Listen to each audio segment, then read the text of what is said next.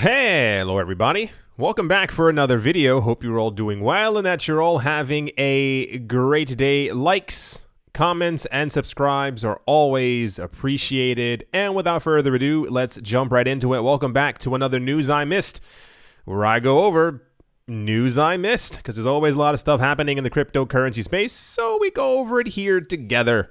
At the moment, the cryptocurrency market is still in green. Cardano is still doing extremely well.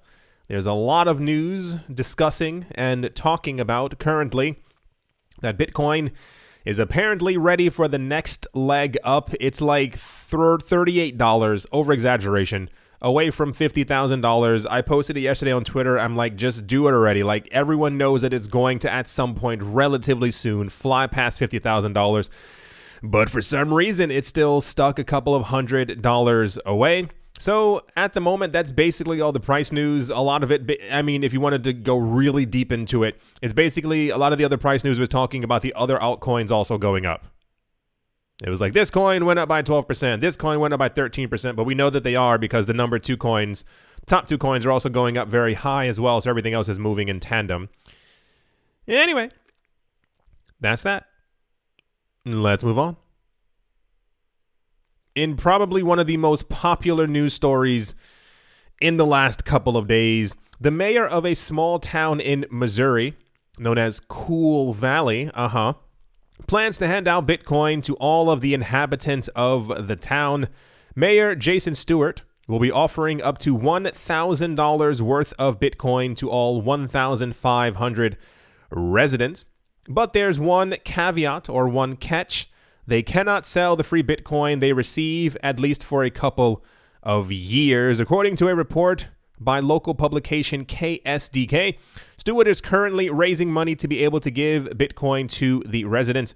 He believes most of the funds to finance the program will emanate from multiple anonymous Bitcoin investors as well as city funds. He said, I have some very supportive donors who have agreed to match any money that I raise up to several $1 million. I'm trying to get a few government funds as well to go along with that, or potentially some of the relief money that came from 19. Probably not the best thing to use that on, as people actually need that to, pay their rent. While describing Bitcoin as digital gold, the mayor is looking to give the crypto to every household in Cool Valley, whether it be $500 or $1,000 by the end of this year.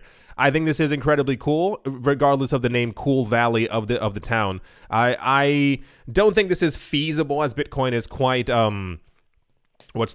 finite, if you will, to be able to do this in every city in every single country around the world. But I like initiatives like this. I hope it catches on. I saw one or two. First of all, there are thousands of other articles discussing this exact same thing right now. I would love, first of all, backing it up as well.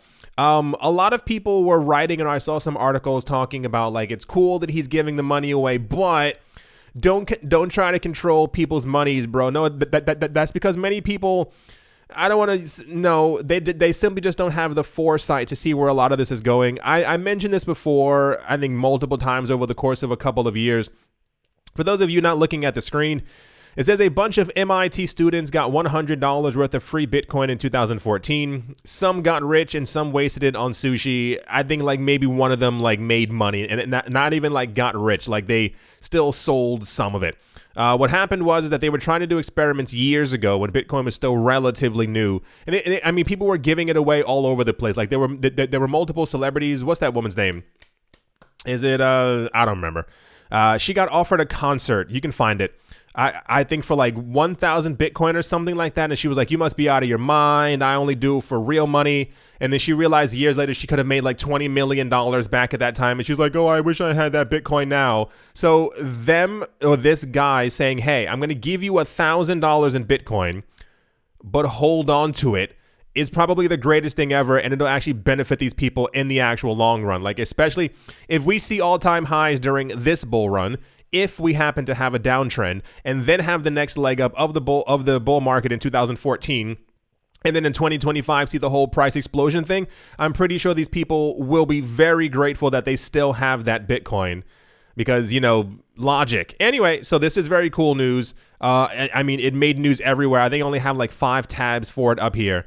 Yeah, they were asking these students what they did. A lot of them were like, I took that money and I went to go get some food. I bought some new sneakers. And it's like, well, I'm glad you saved for your future. Anyway, that's all that news. The Missouri news?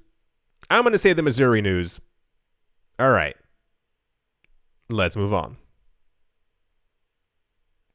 Next up, in something that I already knew, I don't know if you knew this, but now you knew, New York-based blockchain data platform Chainalysis revealed on Tuesday that investors are adopting the meme coin, Dogecoin, at a level not seen since 2017. While long-term Doge holders have reduced their stake, new investors have increased their stake in the supply from 9% in July last year to 25% in August of this year. As posted by Philip Gradwell, sounds rich, chief economist at Chief Analysis, Dogecoin ownership is highly concentrated. About 106 billion doggies, or 82% of the supply, is held by 535 people, each occupying more than 10 million Doge, or 0.01 of entities. Currently, there are 4 million on-chain holders of the coin. And I say this is something that I knew and you all should have known as well, because even Elon Musk said this at the very beginning of him hyping up Dogecoin. He was like, very few people have nearly all of the supply of this coin. Like, imagine only 535 people. First of all, it's actually almost that bad already. 535 people on the planet having nearly all the money. And I said it, because they actually do. So that's why I backtracked a tiny bit. So, yeah, a lot of people are like, oh, this isn't fair. This isn't so-and-so. And I mean, it is what it is. Once again, everybody wants a free, fair, and open market, available for everyone. The first person who gets to the pie at the end of the road gets the biggest slice of pie. So people have known about these coins for a very long time. I've had this channel for so long, and I know I keep repeating that, but you need to understand, these things aren't new. Every single thing is always just the exact same thing that's kind of repeating. We had this conversation before in 2016 when it came to Bitcoin. Why? It's because there were so many people who had mined Bitcoin in the very early days when it was very, very easy to mine, and they held on to huge amounts of Bitcoin.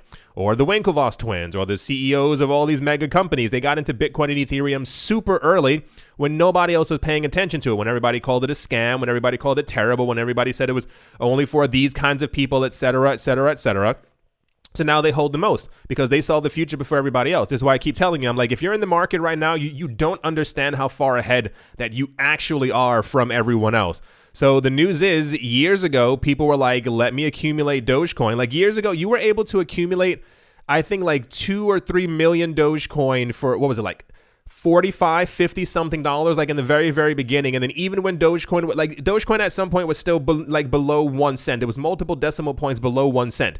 If you had put in $1,000, you would have gotten 700,000 or several million Dogecoin at that time. So these people were like, cool, let me get tons of Dogecoin. It's actually worth something. It's going near $1 right now. And that's just basically how it works.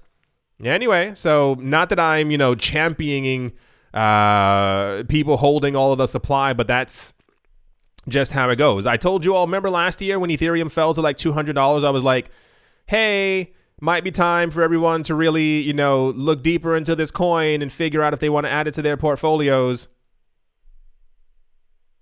So just gonna, anyway, that's the Dogecoin with a very colorful graph news. Here's the actual report from Chainalysis.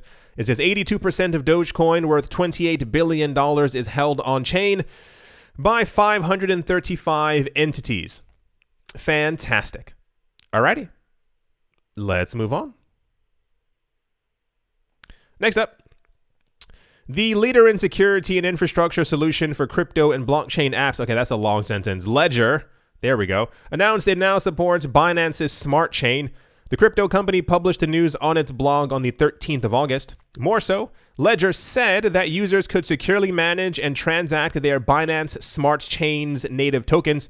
This includes Binance Coin, Binance Smart Chain Coin, I assume that's also the coin, and BEP20 tokens. In addition, the firm said users could manage their Binance Coin and BEP20 tokens through Ledger Live. Also, users could secure their crypto assets such as Bitcoin and Ethereum with the Ledger hardware wallet. So Ledger adds everything all the time. They're one of the very few companies in the very beginning who was actually, remember a long time ago when people were like, hey, you should add that coin on all these other platforms, and they were like, nah. It was Ledger who was like adding them. It was Ledger and it was Exodus. So of course Ledger's adding all this stuff to their platform, but now you can do your Binance Smart Chain stuff on here as well. Super convenient, absolutely awesome. Anyway, that's the Binance Smart Chain BEP20 Ledger announcement news. Let's move on. Also sure, why not? One of the largest digital asset managers, Grayscale, recently published an update regarding the total value of the company's cryptocurrencies assets under management.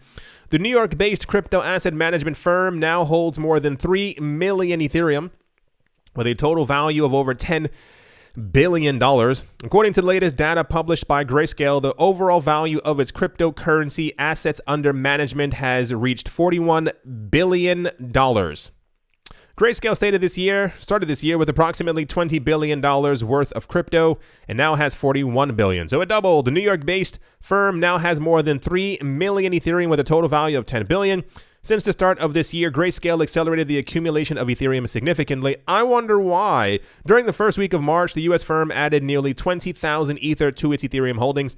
Grayscale is one of the largest institutional holders of Ether, and I assume they're going to be challenged in some sort of way. For those of you who missed the news, Coinbase is planning on allocating $500 million into the cryptocurrency space. I assume that a large portion of it is going to be through Ether and through Ethereum-based tokens, as the CEO of Coinbase is absolutely in love with Ethereum. So just kind of throwing logic out there. Cool. Wonderful. Awesome. I told you all before. Pay attention all the time. Rich people are buying up all these coins. It's no longer a secret that they're in the market. It's no longer like, rich people are here. No, they've been here since 2014. They keep telling us that they've been here since 2014, which means that they see the, extreme long-term potential.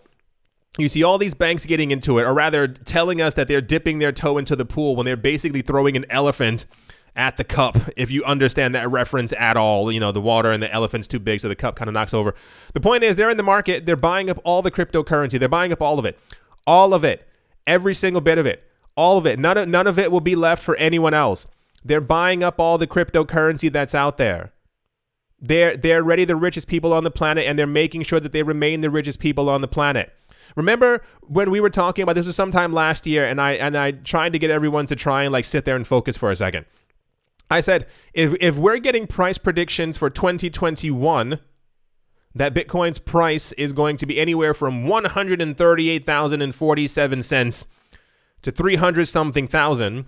And then by 2022, there were also predictions of a $600,000 Bitcoin by some analytics company or something like that. I'm like, just imagine what Bitcoin's price is going to be by 2025. Now, continue forward because time stops for no one. What is Bitcoin's price going to be by 2030? What about 2035? What about the year 2065? You have to think further and further and further than you're currently thinking right now. Not saying that you're not doing so, but I just need to put it into perspective because so many people are just looking for like, well, listen, when I'm able to cash out my 15,000 out of this market, I'm done, bro. And it's like, okay, well, cool. When you sell your coins, there will be at least 45 other people who will buy your coins on the market, and then you'll never be able to buy and back again at that price. So the news is Grayscale's buying up all the Ether. Ether's being burned at an insane rate right now. There was some of the news, I don't have it up here. There was some NFT company who created some NFTs like 4 or 5 days ago, but they minted, I think, like 1,000 coins at the exact same time. Just minting the actual coins. In the transaction fee, oh gosh, what was it? I think each NFT's transaction fee came out to like $1,800 or something, if you level it off, average, yada, yada, yada. But they burned millions of dollars in a couple of seconds. And it's like, this is happening every single day, all the time, all the other contracts that are also being ran on top of this as well. So just really, trying to keep it in perspective. They're buying up all the Ether. All the Ether's being burned. Once we get to the next halving of Bitcoin, you think Bitcoin is scarce now. It's going to be even scarcer. I think scarce is a word. Doesn't really matter. Just, You understand what I'm saying. Anyway, wow, cool. Good job, Grayscale. He's holding a microphone. That's awesome. 3 million Ether. All right. Let's move on. Next up, the president of Brazil's central bank had a meeting with Jeremy Allaire, who is the CEO of Circle, and Brian Brooks, who is the CEO of Coinbase. Is Brian Brooks on Binance? He's also not the CEO. Anyway, they're famous rich people, and they were in Brazil. The president of the Central Bank of Brazil is clearly serious about cryptocurrencies, and it seems that the country is becoming more and more interested in exploring blockchain solutions to increase the efficiency of its... Good luck on that one. According to the official schedule of the central bank authorities, Roberto Campos Neto, the head of the central bank, had a video conference with Brian Brooks and Jeremy Allaire just a couple of days ago. Also participating were other people who also have money. The central bank did not disclose their details. What? You mean we weren't allowed in on that secret conversation? The agenda explicitly states that the meeting was closed to the press, making its content confidential. Yeah, obvious. The only thing that was mentioned is that they discussed institutional matters. Brazil is the most advanced country in South America in terms of cryptocurrency ETFs. It currently holds 2 Bitcoin ETFs, an Ethereum ETF, and another ETF that tracks a basket of cryptocurrencies. In addition, the country is experimenting with blockchain technology under a regulatory sandbox that started sometime last year. Cool. So this stuff happens all the time. We just usually never really get wind of it. This happened a couple years ago as well. I think Ethereum was like $18, and that's when Vitalik Buterin was offered a trip to go to Russia. And he got to meet the president and all this other stuff and was basically shaking everybody's hands. And then we had news like a couple of months later that they would be writing their laws and I think some of their supply chain information on top of Ethereum as well. So, you know, these things keep happening. So cool. Will they adopt crypto as legal tender? Probably not. Will the country, or has the country started already accumulating crypto?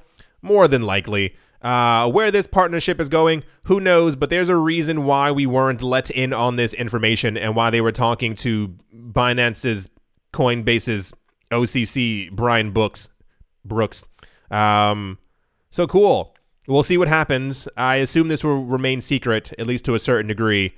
Good job, Brazil. Just stop destroying your rainforest. Anyway, that's the Brazil news. And let's move on.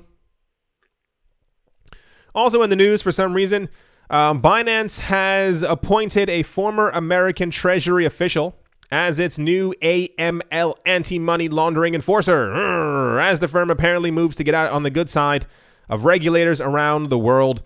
The firm has fallen under scrutiny from regulators because they have nothing better to do than actually serve their own countries, from Germany, the UK, Singapore, and Thailand. Crazy, right? But per a press release shared with Crypto News, the firm said that it had appointed Greg Mahanan, a former U.S. State's Treasury criminal investigator, that's the title, as its new global money laundering reporter officer. The firm claimed that Mahanan has nearly 30 years of credited government service. Who actually cares? So the point is, Binance is doing all these hires. They announced 2 weeks ago that they've lowered the daily threshold if you want to take money out of their platform. I think it was 2 Bitcoin per day, and now it's 0.06 BTC equivalent, which is still a huge amount of money, but we're not going to even talk about that. Binance is hiring all these people to get them regulatorily compliant, and I think they announced yesterday that everyone who wants to use their platform has to, whatchamajaggers. Everyone who uses their platform has to be, I think, registered or something like that. This is coming in the near future. I don't know the exact dates for it, but I'm wholeheartedly expecting that Binance's user numbers are going to drop. If not, move over to their, what they say is a decentralized cryptocurrency, because I'm pretty sure Binance has a DEX. I'm pretty sure they have a DEX. Binance is one of like the easiest to use crypto exchanges, so I assume their popularity will remain, but I'm wholeheartedly assuming that we're going to see a massive tidal wave, huge tidal wave of people moving to decentralized exchanges over the next 2 years, because logic. All right, everyone. That's a $5 million transaction. Where'd it go? Oh, it's gone. So many transactions happening. Anyway, I do hope you all enjoyed. I think there's nothing else that I really had to talk about in this video. There's a lot of really weird news happening always during the week. It's actually kind of odd. I actually have to cut a lot of it's really weird. I have to cut a lot of the news I missed because when you read through it, some of it just isn't right. There was even news like a day or two ago. Oh gosh, what was it? It was that Charles Hoskinson. Now here's the news. I'm air quoting for those of you who could not see or hear the tone of my voice. It was about Charles Hoskinson talking about that he expects Cardano to hit $145 by the end of this year. And I was like, let me do some investigating. And I checked around for it. It never happened. It was oh gosh, what was it? It was some website who had reported on, like one of those fake YouTube videos, like where they show the person talking, but they're not really talking and is asking for donations and stuff like that. That's what it was. And it was like, oh, but like, it's just, the cryptocurrency space is quite odd. I hope it eventually gets it together. And the really sad part is this is also why we have regulators constantly poking their nose in, because it's nonsensical stuff like that and all the other stuff we've gone through. Anyway, that's going to do it for this video. I do hope you all enjoyed. I do hope you all are having a great day, a great morning, a great afternoon, a great evening, wherever you are, wherever you might be. I do hope that it is absolutely fantastic. Thank you all once again for watching, listening, and supporting. And I will most certainly be talking to you all soon. See you.